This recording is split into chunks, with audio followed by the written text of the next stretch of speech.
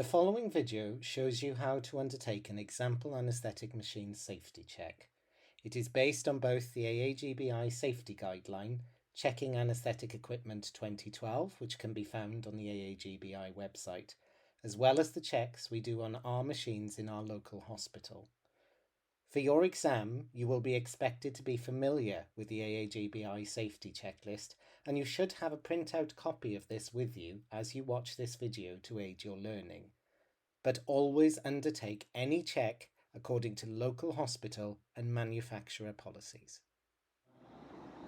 Hello everyone, what we would like to do today is a step-by-step on how to check your anaesthetic machine.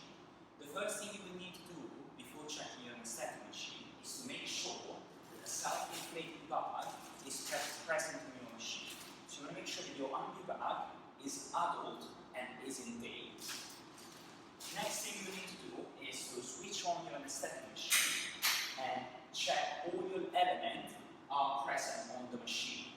So, before starting your checks, the equipment that you want to have are a CO2 absorber, a filter on the expiratory valve, a breathing circuit, a water trap, a CO2 line, and an extra filter where your breathing circuit and your CO2 line will be attached. And obviously, you want to have your bag for the ventilation. After the machine turns on, before performing the safety check, what you would like to do is to make sure the machine is plugged in and switched on. The next and last thing you want to do before performing the safety check is a tag test. Manufacturer says that instead of disconnecting all the pipe, the only thing you should be doing to check them is to do a tag test in order to make sure they're all attached. By doing a tag test, you will ensure that it will last longer instead of disconnecting and reconnecting them all the time. Now that you've done all your checks, what you can do is the manufacturer checks. So you will press on start.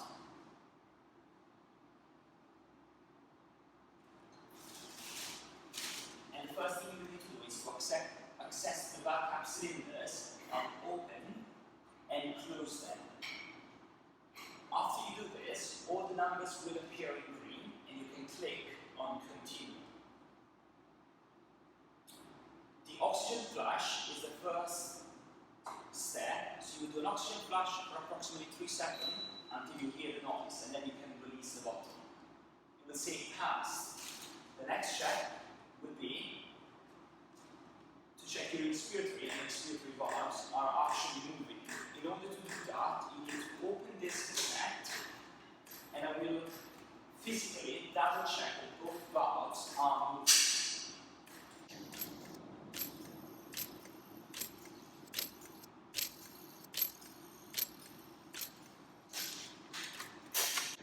After closing your cassette, the next step will be to continue and the machine will go in the self test, and if something flags up, the machine will tell you to double check it out. Otherwise, the test will be performed and the machine will enter in standby mode.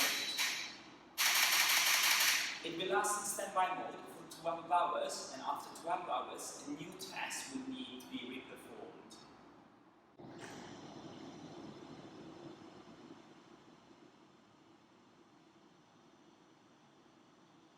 While the machine is performing the check, the next thing you will need to check is the suction.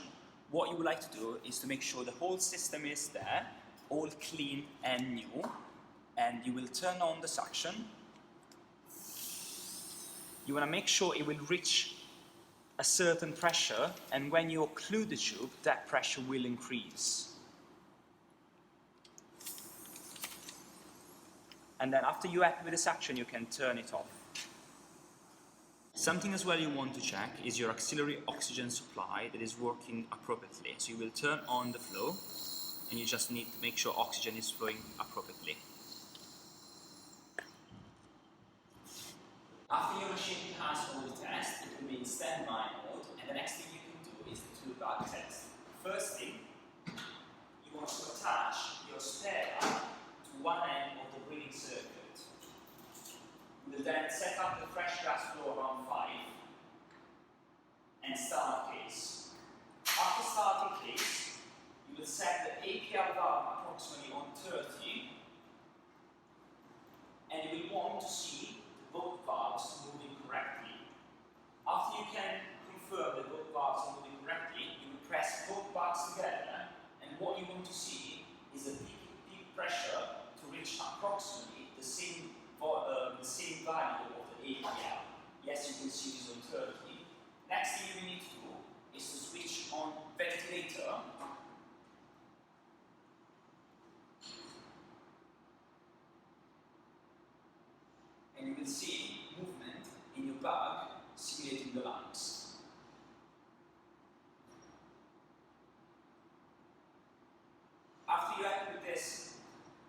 last test, you can then end this and confirm.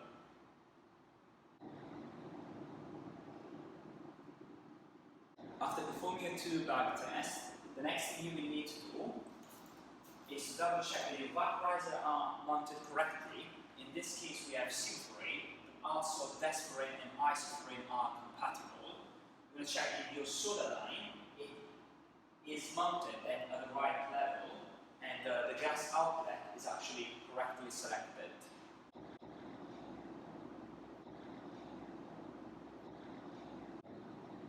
And also make sure that the correct gas outlet is selected. On some machines will have an automatic switch, some of them will have an electric switch, like in this case. So if you were to pass from the common gas outlet to the AFGO, you would just need to click on this one and select the appropriate one. After checking that the gas outlet is correctly selected, you want to make sure that you have TPs around your anesthetic machine and that the settings are appropriately with your patient. Like in this case, we have a tidal volume of 500, a respiratory rate of 12, and a PEEP of 5. After checking your ventilator, the next thing to be done is to check your scavenging system. Usually it's found somewhere on an anesthetic machine, like in this case here in the center, and it has a flow meter that you will need to double check is actually working appropriately, like in this case it is.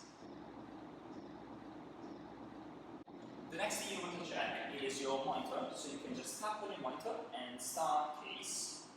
And by blowing on your fresh personal filter, you can double check that your CO2 waveform will create.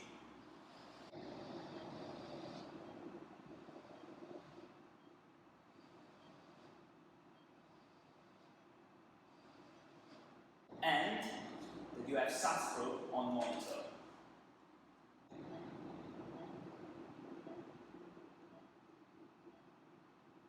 After making sure that your alarms are properly set, what you want to do is to check that your airway trolley is actually there and set up correctly.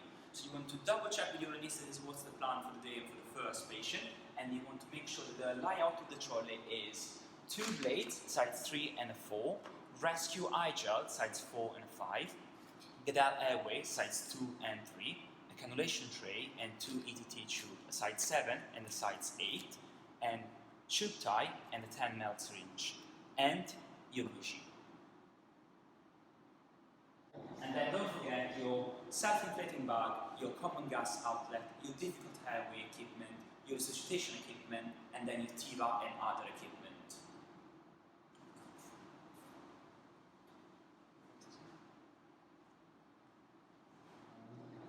And then in between cases, what you want to do is to perform a 2-bag check, making sure your ventilator is working fine, your airway is set up and ready, and your suction has been changed and is clean.